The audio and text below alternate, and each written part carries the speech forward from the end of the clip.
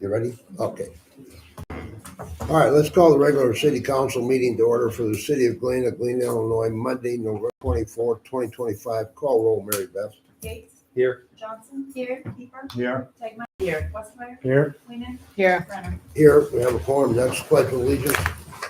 I Pledge allegiance to the flag of the United States of America and to the republic for which it stands, one nation, under God, indivisible, with liberty and justice for all.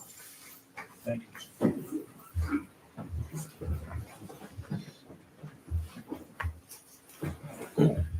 Okay, then let's move ahead to item number 25C-0465, reports of standing committees. Anything tonight? No. Katie? Okay. Let's move ahead to item number 25C-0466. It's the citizens' comments, not to exceed 15 minutes as an agenda item and not more than 3 minutes per speaker. If anybody wishes to address the council on anything, just step up to the microphone, state your name and your address.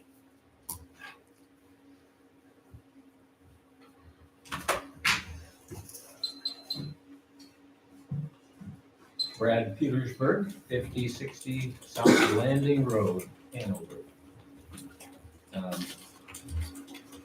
Mayor and council members, thank you for a few minutes of your time this evening. Just want to make a few comments in support of both the comprehensive plan and the intergovernmental agreement that's on your agenda this evening. The first point is so obvious, I almost feel guilty making it, but the traffic congestion at Highway 20 and 4th Street has obviously been a problem for years and years, and it's not getting any better on its own. And unless we do something, it's only going to get worse over time. The proposed realignment of Blackjack Road definitely would address that problem. So I'm hoping that you'll vote unanimously in support of the intergovernmental agreement tonight. The second point relates more to the comprehensive plan, which I also support. I was reviewing the latest version, and I kind of focused at the end of the plan. There's an action matrix, a list of action items that are summarized towards the end of that document. And over the weekend, I actually emailed a couple things to you, and one of them was a few pages from this is some of the sections of that action matrix, and I've highlighted in there by kind of circling in red a number of the action items that really directly relate to the set of projects working on the east side of Galena. So I kind of refer to them collectively as the Blackjack projects. It's the road, affordable housing, watershed planning, additional parking, etc. So, but it's really interesting. There's so many points in the comprehensive plan that directly relate or support this project. And I, honestly, initially I was kind of surprised, and I thought, well, really, these projects, workforce housing, etc. They came from the community, suggestions from the community, people who are concerned about various needs and issues in the community. So I guess it's not any surprise there's a strong nexus between the projects proposed on the east side of town and the comprehensive plan. And in particular, there is one of the items in the action matrix 7.5 that calls on the city to pursue a traffic study to evaluate the impact of the Blackjack Road realignment project. So it's just one more reason that hopefully there'll be strong support for that. Is that my time? Was my time up? Time's up. Time's up. But thank you for all your information there. Okay. I appreciate it. Very quickly, as I'm leaving, I also included a draft letter of support. The committee is supporting this project, and we're collecting signatures on a letter of support, and we'll share more about that. Thank you very much, Brad. Appreciate it. Okay, at this time, is there anybody else wishing to address the council on anything? Okay, then let's move ahead. Let's move into the Liquor Commission. I'll entertain a motion to adjourn as city council and convene as the liquor commission. So moved. Second. All right, to move second to adjourn as city council and convene as the liquor commission, take roll call, Mary Beth. Johnson? Yes. Kiefer? Yes. Tegmeyer? Yes. Westmeyer? Yes. Weenan? Yes. Gates? Yes. Brenner? Yes, motion carries. All right, we are the liquor commission. Let's move ahead to item 25C-0467. Discussion and possible action on an application for a corporation manager liquor license for Matthew Campbell Noel, manager, JJJ Galena Partners LLC, DBA, The Irish Cottage, 9853 US Highway 20. Do I have a motion on that? Alderperson Jerry Keeper. Mr. Mayor, I move we approve an application for a corporation manager liquor license for Matthew Campbell and Nolan, manager, JJJ Galena Partners LLC, DBA, The Irish Cottage, 9853 US Highway 20, 25C-0467. Second. All right, been moved and seconded on item number 25C-0467. Any discussion on the application? All right, take roll, Mary Beth. Kiefer? Yes. Tegmeyer? Yes. Westmeyer? Yes. Weenan? Yes. Gates? Yes. Johnson? Yes. Brenner? Yes, motion carries. At this time, I'll entertain a motion to adjourn as the liquor commission and reconvene as the city council. So moved. Second. All right, been moved second to adjourn as liquor commission and convene as city council. Take a roll call, Mary Beth. Tegmeyer? Yes. Westmeyer? Yes. Weenan? Yes. Gates? Yes. Johnson? Yes. Kiefer? Yes. Brenner? Yes, motion carries. Let's move ahead then to consent agenda CA 25-22. Do I have any type of a motion on this? Make a motion to approve the consent agenda, item number CA 25-22. Okay, do I have a second? Second. All right, it's been moved second on consent agenda CA 25-22. Is there any discussion on any of them? Alderperson Tegmeyer. I just wanted to say that I think the Audible Visions QR codes are it's a great idea to make it more accessible around town. And then I just had a quick question as far as, is there any recycling option for the old lights that we're getting rid of at the Galena signs? I'm just thinking if they could be used somewhere else. I don't know, I had a little message from Pam, I thought recycling, like how do we use those? It doesn't, it could be rhetorical right now, but. There you We can look into it. Right. go. Okay, any other questions on any of the items? All right, take roll call, Mary Beth. Westmeyer? Yes. Weenan? Yes. Gates? Yes. Johnson? Yes. Kiefer? Yes. Tegmeyer? Yes. Brenner? Yes, motion carries. Let's move ahead then to new business. Let's move right into item 25C-0477. Presentation of the draft comprehensive plan by Halcyon Levine. And tonight we have the young lady with us. Good evening, council. Thank you so much for having me. My name is Carrie Papillon. I'm with Halcyon Levine, and we are the consultants that have helped you along with this comprehensive plan. And I would like to just take a few moments of your time this evening to go over a few of the items within the comprehensive plan, kind of a high-level overview, if you will. We'd like to start with just going over the planning process and the outreach participation that we've had throughout the project. And then go over a couple of the items in the final document itself.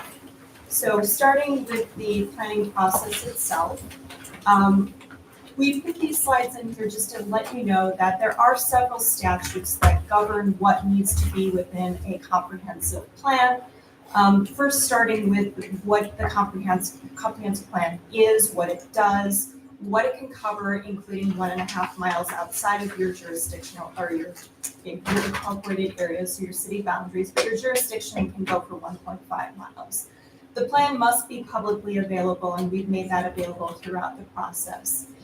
This basically says that you may create a plan commission or planning department, or you may have both. And it's the plan commission's responsibility and duty to prepare the comprehensive plan for consideration of the council to adopt. And it's the official comprehensive plan for the city of Galena. This includes anything from streets, parks, zoning, utilities, and all those things that go into land development. And it also is intended to help municipal officials in executing projects in alignment with the comprehensive plan. And we'll make that point a little bit more clear as we go through this process. But these are the main components of the compiled statutes that are required if you are going to be part of the Local Planning Technical Assistance Act. Now, while the city does not, has not pursued that assistance through this act, we point out that within your plan, all of these items are included.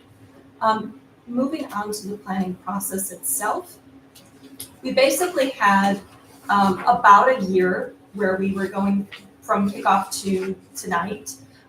We started with the broad question of where are we now, establishing the existing conditions of where Galena is in 2024, 2025. We had extensive public engagement, as we'll show on the next slide, but we really moved from that establishment of where the city is into where do we want to go? Where do we want to evolve in the next 10, 20 years? And that culminated with the visioning workshop that we had with the public. And then taking all of the information from the public outreach, from establishing the baseline, the existing conditions of the city, and the visioning sessions that we had, then we moved into drafting the plan itself. So that's the how do we get there component. And that's what we have tonight to share with you. So the planning process then continues on to the next slide. That's where we are right now, is in the draft and final plan. This is for your consideration of adoption. Throughout the process, we've had extensive outreach. We started out speaking with various city officials, department heads, and then we had a planning commission workshop specifically. We did speak with quite a few members of the community in various focus groups, anywhere from schools, including members of the high school, students at the high school, to business community in various groups. So we did have 51 members that participated in just those one-on-one dialogues. We also held a workshop with the business community specifically asking for their input from the business community perspective. We then went into the community visioning workshop. Again, that was open to the entire community to participate and kind of share what their visions, their goals, their aspirations were for where we want to go in the next 10, 20 years. We also had opportunities for folks who did not necessarily want to or couldn't participate in person. So we had an online questionnaire that garnered 122 responses, and an online mapping program that allowed people to drop points, comment, give us their ideas on specifically where things are in the city that they would like to draw attention to. We had 37 points of engagement there. And then the final community open house, we had about 40 participants that came through, spoke with us, got a little bit more information on the draft plan itself. So over 300 points of engagement overall throughout the process is what we ended up with, which is a great response rate. So before we move into the comprehensive plan itself, were there any questions on the process or on the engagement? So the plan really is the foundation for decision making. This is really intended to tell Galena's story, share the city's vision, but what it does is it sets it up so that you can use it to evaluate development proposals, making sure that anything that is proposed for development or redevelopment within the city is in alignment with this plan. It is the foundation for your regulatory framework. It is not zoning, it is not regulatory in nature, but it does set the stage for you to kind of take a look at your zoning code and your regulations to make sure that everything is speaking to each other.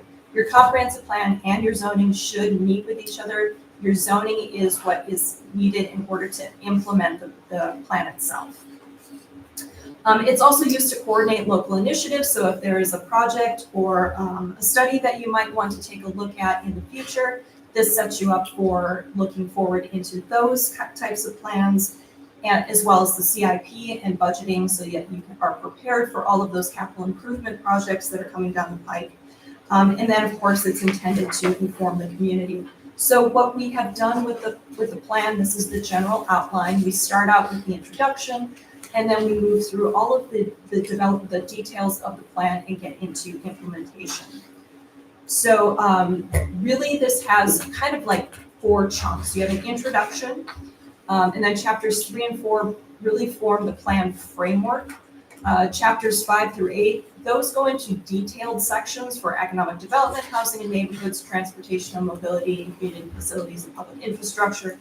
And then we present the implementation chapter, and that sets you up for not only partners and certain projects, but funding sources as well, and we'll get into that as we move forward. So the plan framework itself sets the stage for the plan. Where do we want to go? It introduces the vision and the goals and the future land use map.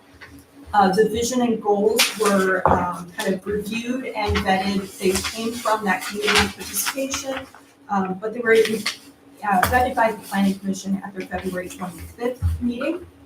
We had a total of 9 goals across several categories for land use and development, residential areas, commercial and industrial areas, transportation and mobility, and then community facilities and public infrastructure. So starting with land use and development, your fundamental basis, we started with the future land use map, and we worked with staff on refinements to this map based on comments and feedback from both the public and the Planning Commission, the Historic Preservation Commission, and the Zoning Board of Appeals. There was a question that had been raised, so I want to make sure that everybody understands.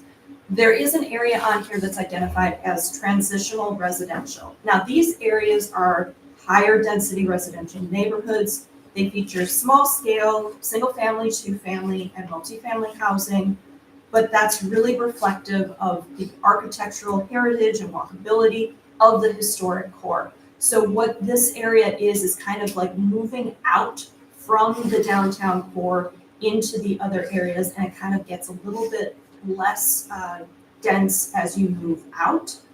So the transitional area is really providing that zone between the very dense downtown and those other residential neighborhoods.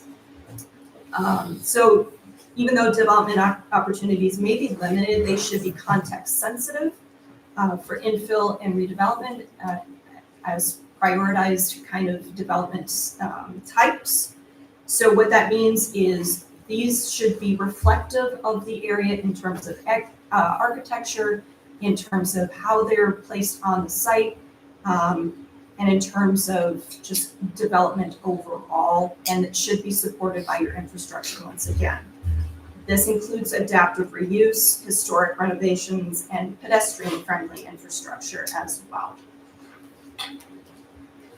For the downtown specifically, we came up with an improvement framework. Now, what this is really kind of a basis for continued investment, reinvestment, and opportunities within the downtown itself.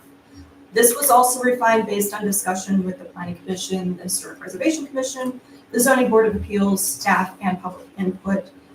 This is for continued investment again, and activation of the downtown area. So we've identified a few places where there could be improvements for either parking or connection points for pedestrians, possibly some redevelopment opportunities, et cetera. So it's really setting up for additional downtown improvements as we move into the future.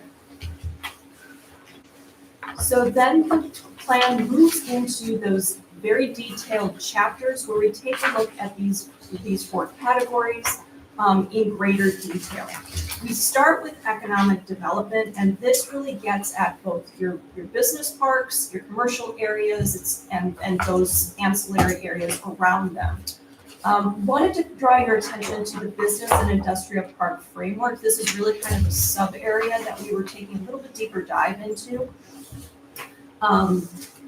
And it had gone through a little bit of a revision based on an opportunity that presented itself as we were going through this process for additional light industrial business park uses that are already in alignment with the prior zoning, and that's in the purple on the east side of Highway 20 there. So this was kind of something that we were talking with staff about. How do we accommodate that? Because the existing industrial park didn't have the right land capacity for this particular use, or a larger user if it were to come forward.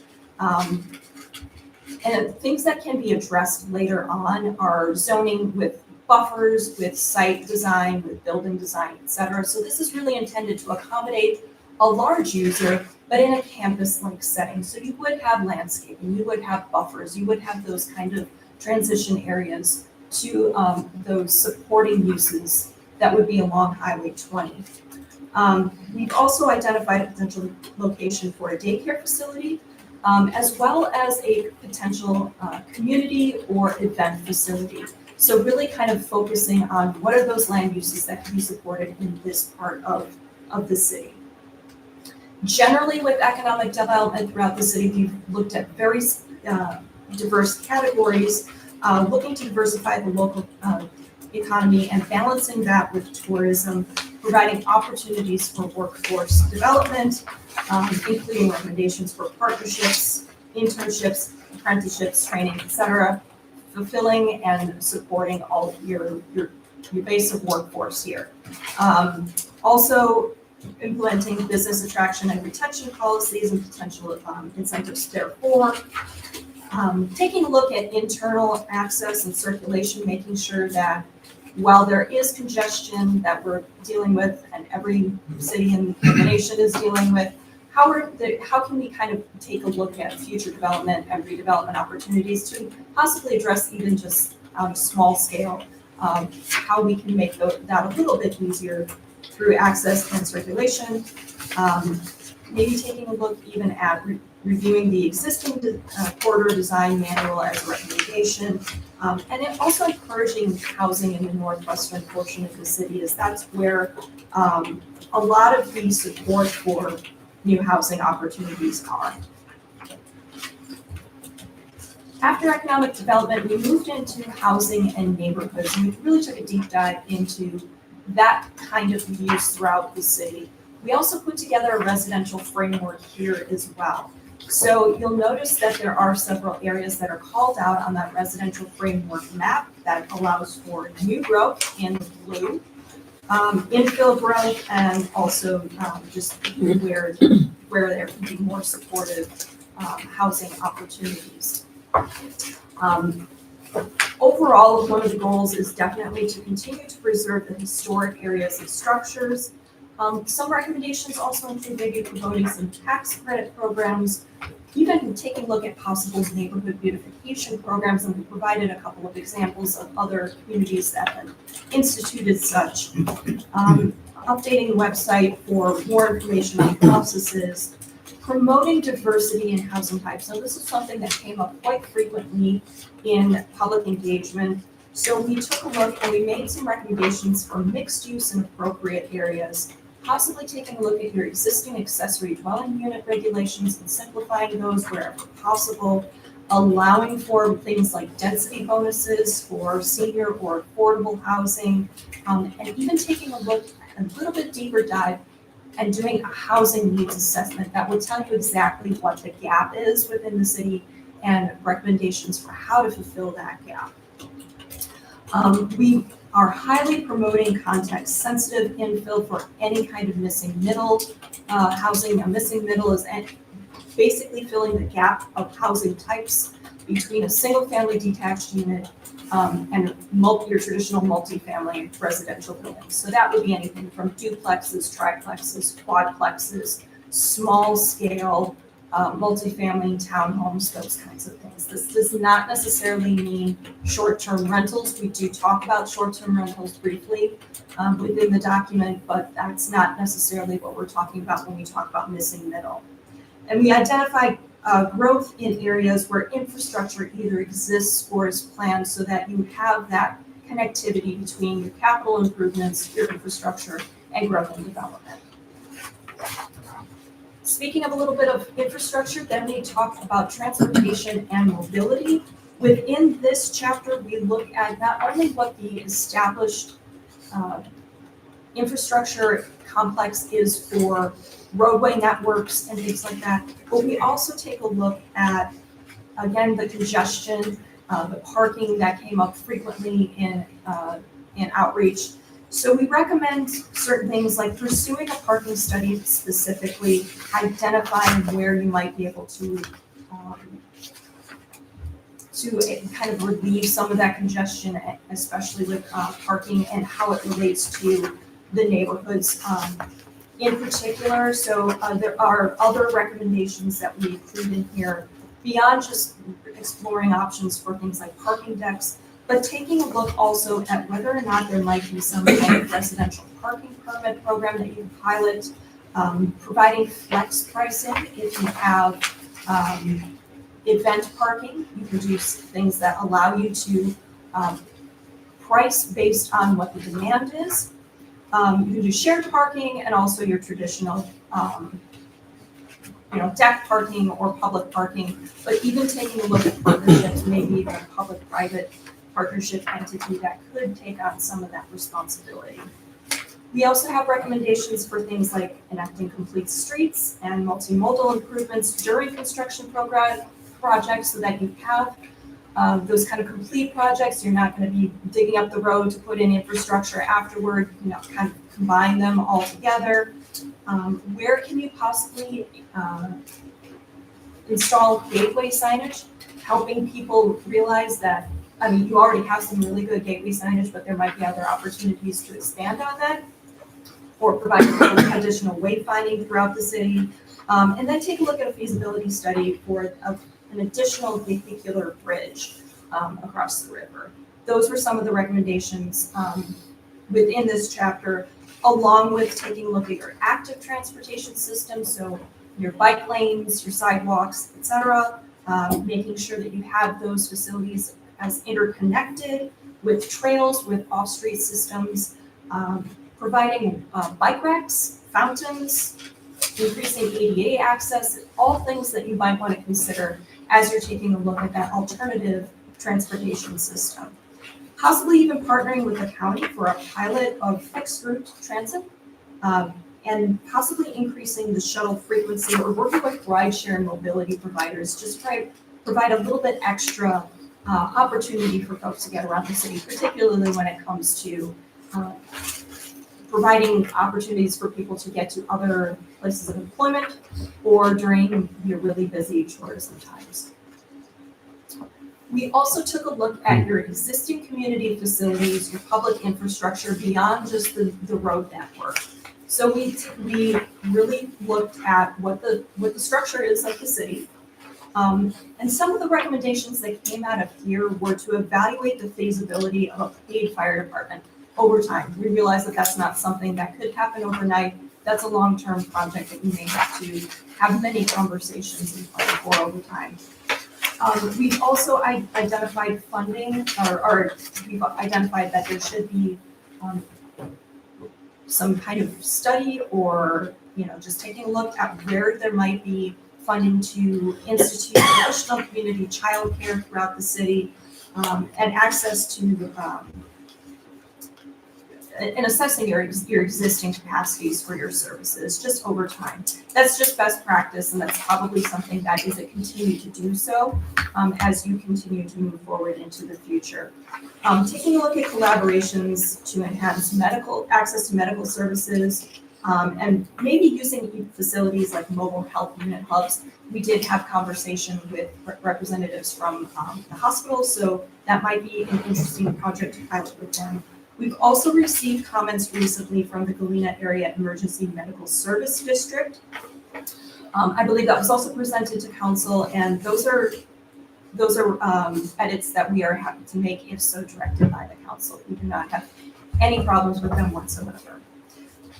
Within this chapter, we also took a look at things like your tourism and community events. So one of the recommendations is to evaluate the feasibility of a community event space, and you'll note that we included a potential location in the northwest portion of the city that you could have an additional event space. That's not necessarily the only location, but that is one area that you could consider, and then continue working to promote events throughout the city.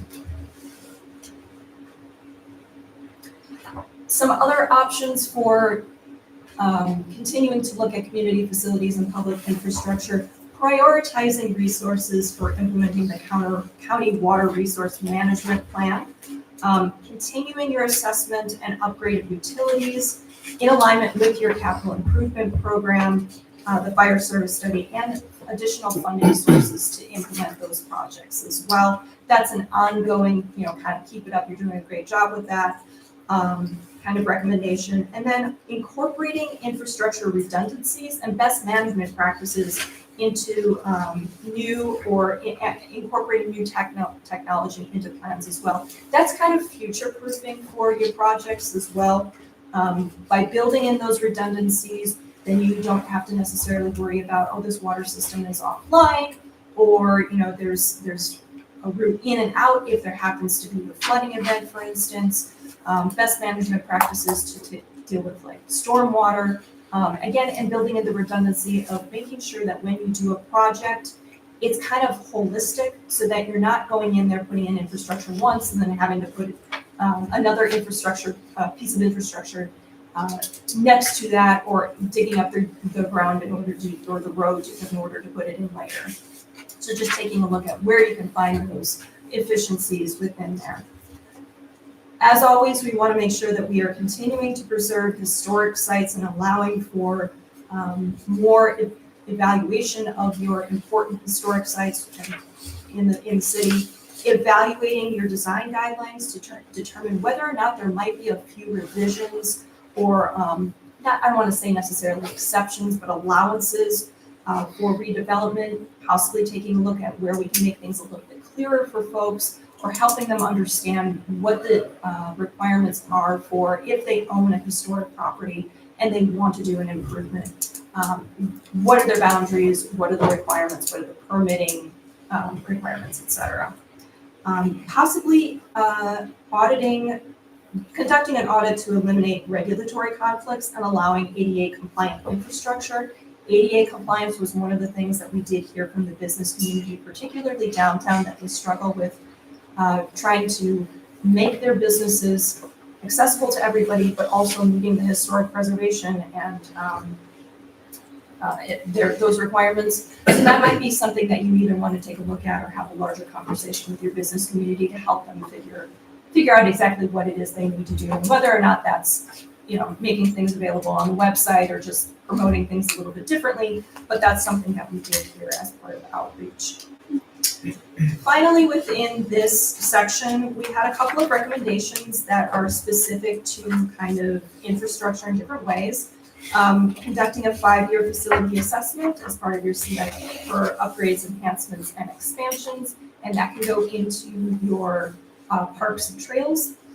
Taking a look at the feasibility of additional river recreation opportunities, whether that's kayaking, whether that's fishing, or just other access points for folks to be able to recreate along and on the river.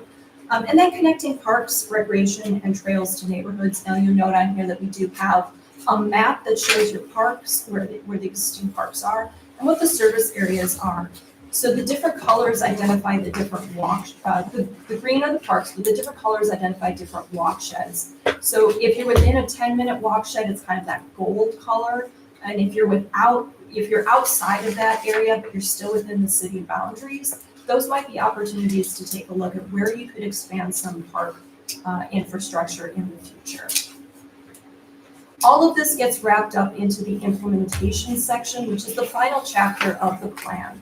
So it tells you how the comprehensive plan should be used, how it should be updated, how it should be reviewed, and who should be utilizing this. We want to make sure that this is useful and used by as large a group as possible. So that's your decision makers, all of you, the community at large, developers, et cetera, so that everybody has a fair certainty of what it is they're allowed to do with their property, and also understanding what is allowed on the properties in the neighborhoods surrounding them.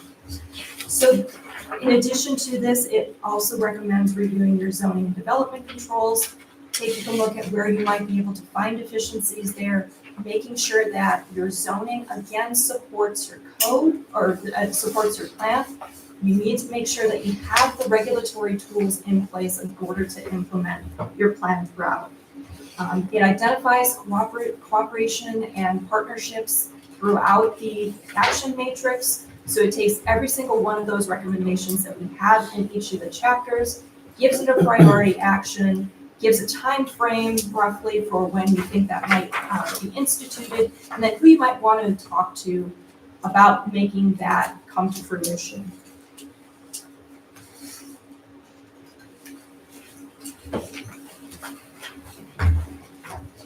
I just want to say thank you again for all of your time, for everybody's participation in this. We've really enjoyed working with all of you. We've had a great time working with the public. We've had some really great participation and feedback. And we are excited that we have this final plan before you tonight for consideration. And I am available to answer any questions. And we want to thank you and your company for a great job, and also the committee that served on it, and the input we got from our constituents, and also with the survey that was out and about that they can fill out. Any questions at this time? Okay, go ahead. Yeah, I'm just, Take Mary. sorry, thank you. This might be too specific or general, but I'm just wondering if you could briefly explain, I know at the last planning meeting and their approval, they made some changes and edits, and so I just don't know if you could highlight those for us of what actually changed and went through in the last final step. Thank There you. were a couple of map amendments that were made, particularly on the Blackjack Road area. One of the specific changes that we were directed to make was to change some of the land uses around the existing greenhouses. That then changed from commercial to single-family residential. So that's now reflected in the map. There was another parcel that was changed to agriculture, I believe, so that was made. And I think there might have been one more change within that area that the planning commission directed us to change, but all of the requirements from the first public hearing and the public hearing that was held last month, those have been incorporated into the map. There were not any text changes that were required at the last hearing. And then just with, now I might get myself in, I don't know, I don't know if I'm gonna get myself in trouble, so I should probably keep my mouth shut. Okay, I'm going to do that. Thank you. Okay, thank you very much. Thank you. Appreciate it, everything you've done. Okay. Okay, then let's move ahead to item 25C-0478, discussion and possible action to adopt the 25 comprehensive plan. Any type of a motion there? Mr. Mayor, I'd like to make the motion to approve the comprehensive plan as we've been presented tonight, 25C-0478, but with one slight amendment, text amendment, and that would be on page 60. I have an email that was presented to us by the ambulance service of the area, and they just wanted a couple clarification changes on page 60 under the emergency services. It's basically just showing what they do for the community and move the language so that they're represented and not lumped into the fire department and the police department and stuff. So. Okay, that's a pretty long motion. Motion with the slight amendment. To approve it and also to With the slight amendment, which I have amend here. the text as presented to you by the EMS. And that text change was sent to all the council members as an email. I'll second. All right, we got a motion with the second with the addition of the text clarification in regards on the EMS service. Okay, anything else? Take roll call, Mary Beth. Can we say one thing? Can we discuss? Yeah, if you want to. Oh. I asked. If you got anything Oh, else. sorry, I didn't know, you say discussion, sorry.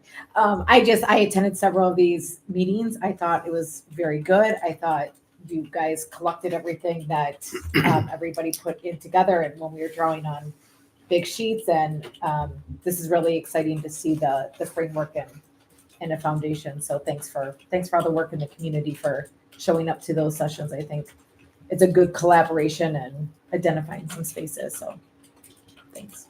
Okay, anything else? Anything else at this time? I'm gonna just say something, I'm just curious if the,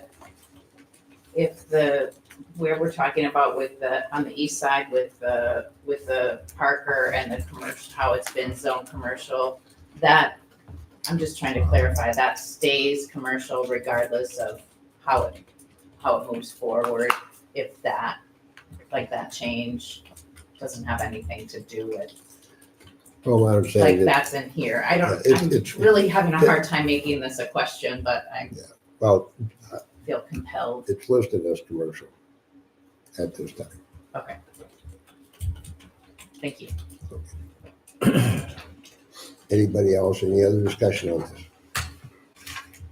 Take roll call, Mary Beth. Weenan, Yes. Gates, Yes. Johnson, Yes. Keeper, Yes. Tegmeyer, Yes. Westmeyer. Yes. Renner. Yes, motion carries. Okay, thank you. I'm sorry.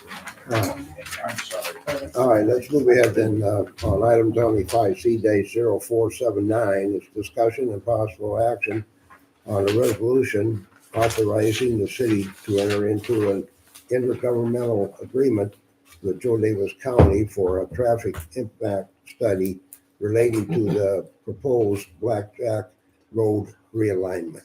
Any type of motion on that? Mr. Mayor, Alderperson Curry. I move we approve a resolution authorizing the city to enter into an intergovernmental agreement with Joe Davis County for a traffic impact study related to the proposed Blackjack Road realignment 25C-0479. Second. All right, the moving second item number 25C-0479. Any discussion on this at this time? Alderperson Yeah, Curry. I think it's gonna be a great thing. It's gonna relieve some of the traffic on Fourth Street. I think that, we should go ahead without question and, agree or partner with the county and do this study. Alderperson Stegmeyer, you have the end up. Yeah, I was just curious, the percentage of the division of the costs, it said that, they were equal in phase one, so that's a 50-50 split between the county, and is phase two, phase three, phase four up for discussion if we get to that point?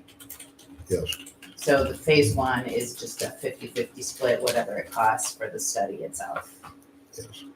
And then, who is the consultant for this? Do they have the consultant picked yet? Willett Hoffman, the county has an established relationship with Willett Hoffman for their engineering consultant studies.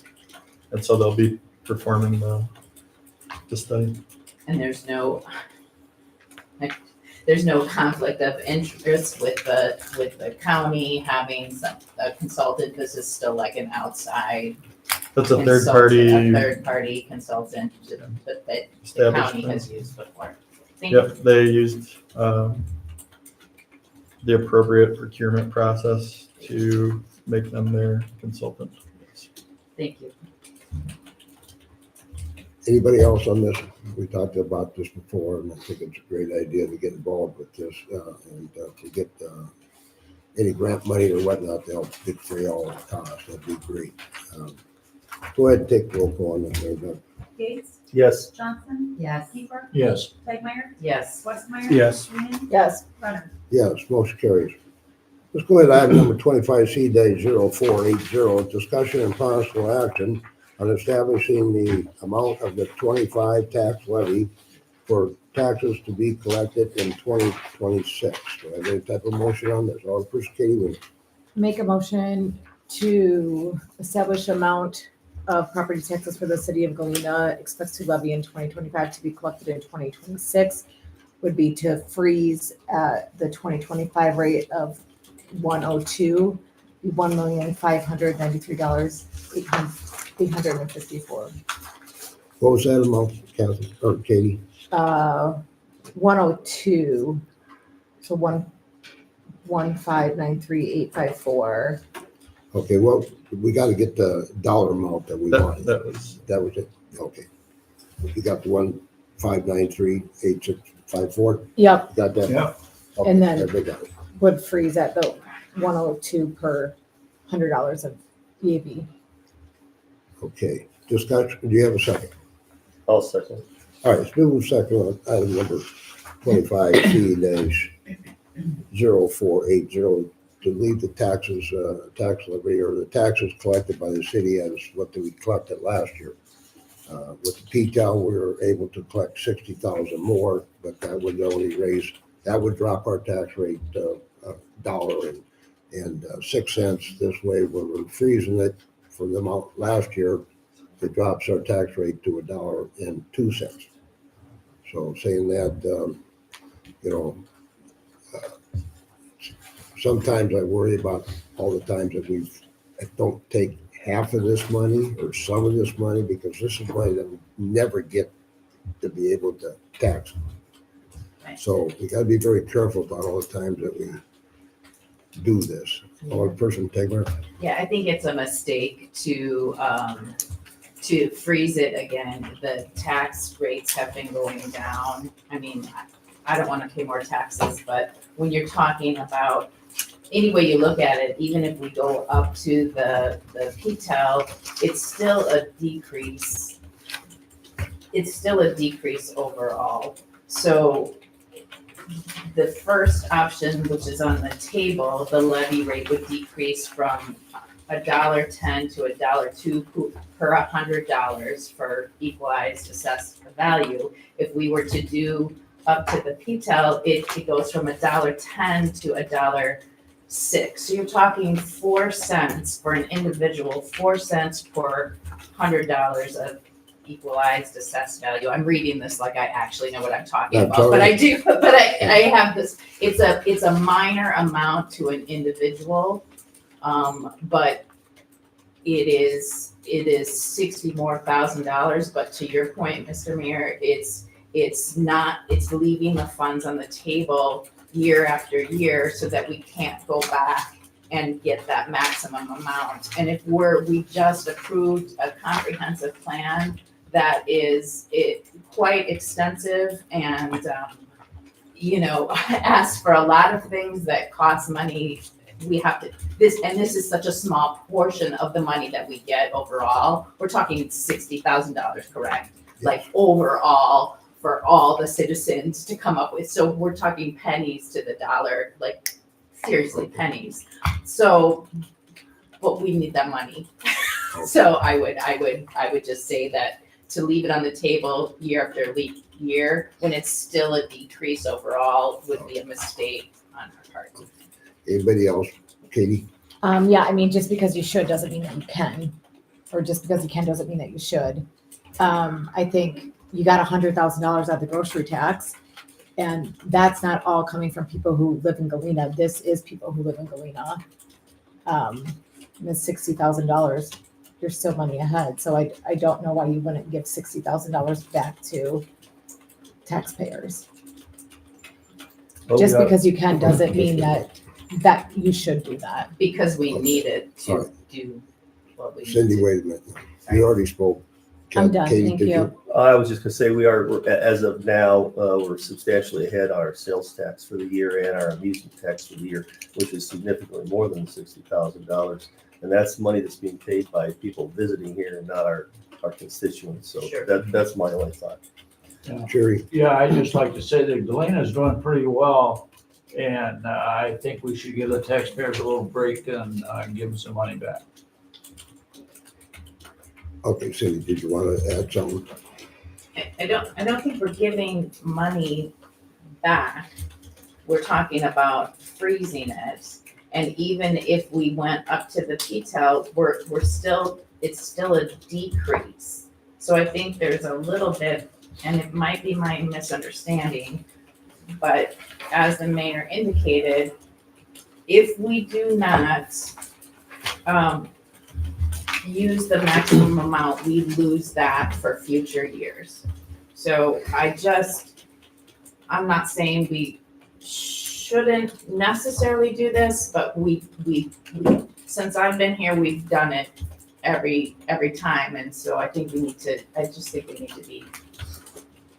be careful of what we're what we can't go backwards from on these decisions as far as raising money. All right, thank you. Anybody else? Okay, let's take a roll call on the motion. Johnson, No. Kiefer, Yes. Tegmeyer, No. Westmeyer, Yes. Weenan, Yes. Gates, Yes. Renner. The motion carries. All right. Let's move ahead then to item number 25C-0481, Water and Sewer Operation and Maintenance Monthly Report from U.S. Water, and Andrew is here with us tonight.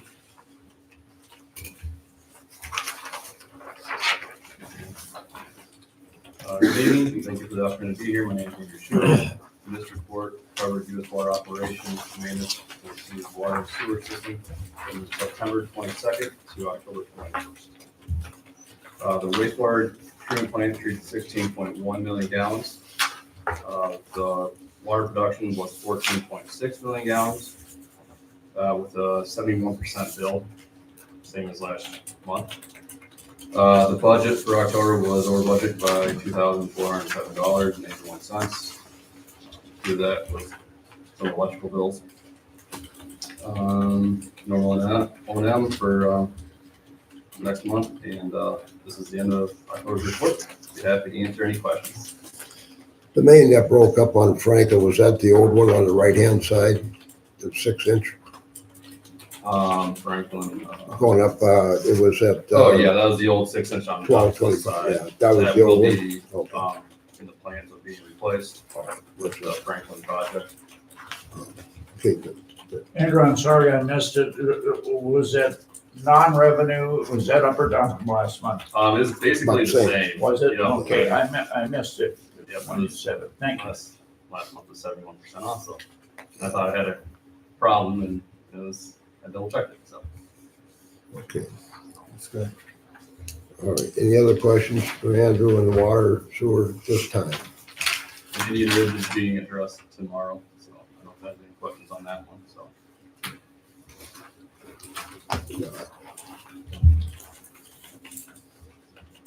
I don't have anything at this time, no. All right, thank you, Andrew. Thank you.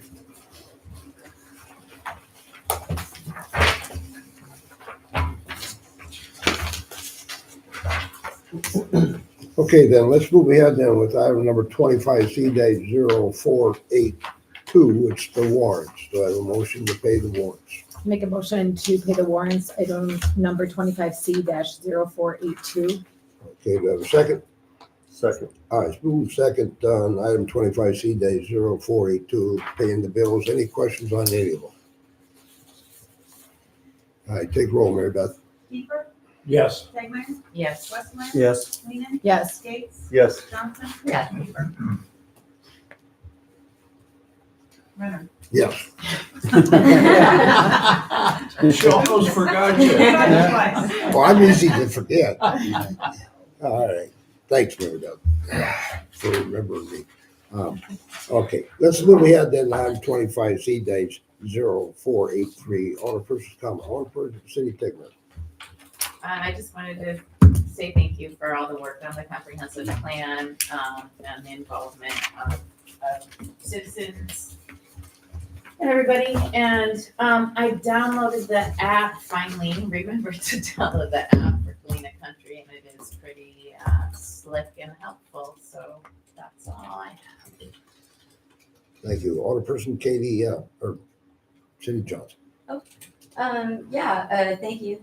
Comprehensive plan, people, all the citizens that contributed, great work. And also safe travels for Thanksgiving coming up. Happy Thanksgiving. Alderperson Church. Yeah, thanks to everyone who's involved in the comprehensive plan. It's great, and thank you. Okay, Alderperson Katie. Nothing tonight. Alderperson Jerry Westbrook. Again, I'd like to thank you for coming here tonight and putting your time in and putting a plan together.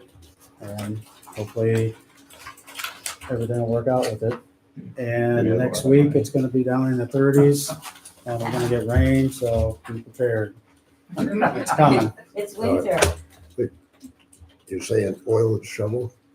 The And the snow snow shovel, blower. is that what you're saying, oil? Yeah. Be careful on the roads. Oh, they're on a person's budget. Well, on that comment though, I will have to admit, I get a lot of compliments on how great the city, the works, the projects do to keep the roads clear.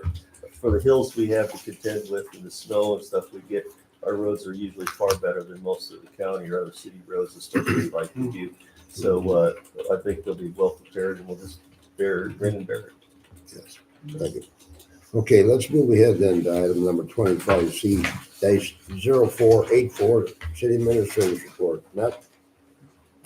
Thank you as well to House Levine and the staff and planning commission who worked hard on this comprehensive plan. So grateful for that. Today, Public Works installed a sidewalk on Prospect Street down by the Athenaeum and that part off of Spring Street. And so we're looking to do Ridge Street sidewalk next portion of that. And as the weather allows, we'll continue to do some of those replacements. Hill Street project's wrapping up, so we should have a closeout on that coming up at the next meeting. And thanks to the Galena Fire Department and Greg Fleege and the Downtown Business Association for doing the Christmas decorations tonight. So when we leave the meeting, it should be getting close to being done. That's all I have. All right, let's move ahead to item 25C-0485, Mayor's Report. I too want to thank House Levine for the good work they did, the committee and all our staff that was involved, and again, the constituents that partake in it. Also, I want to just wish everybody a happy Thanksgiving, and let's all be thankful for what we got. Yes. And with that, I'll entertain a motion for adjournment. So moved. Second. Move to second to adjourn, take roll, Mary Beth. Tegmeyer, Yes. Westmeyer, Yes? Weenan, Yes. Gates, Yes. Johnson, Yeah. Kiefer, Yes. O'Connor. Yes, motion carries, and thank you all. Because what do you say, regular council, I'm looking at it. You're just a finger over there. Like this.